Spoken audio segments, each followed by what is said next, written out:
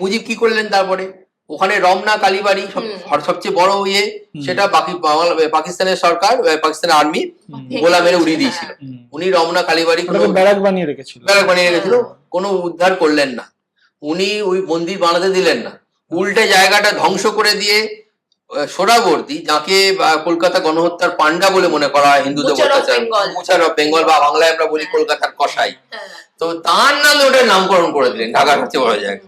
সাধারণ মুসলমানদেরও বলা হচ্ছে, যে যারা হয়তো মুসলিম লীগের সঙ্গে অধিকাংশ অনেক মুসলমানই যুক্ত নয়, তাদেরকেও বলা হচ্ছে মুসলমান হিসেবে তোমরা এগিয়ে আসো। এটা তো খুবই খারাপ ব্যাপার। যাক, এটা আমি আবার বললাম, ওই সোহরাওয়ার্দীর থেকে বিযুক্ত করে খালি মুজিবকে দেখার চেষ্টা করছি আর কি। এবারে কিন্তু এবার যখন রমনা কালীবাড়ি উনি করলেন না, আচ্ছা আমি মানলাম উনি সেকুলার ছিলেন, সেকুলার স্পেস হিসেবে ওটাকে ক্লেম করলেন এখনকার ল্যাঙ্গুয়েজে বললেন, ঠিক আছে।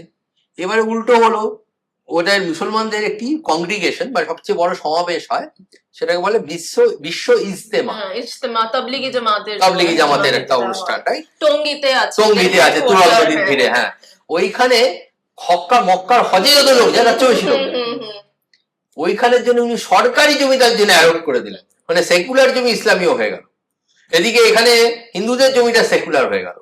তাহলে এ তো আজব সেকুলারিজম বলতে হয়।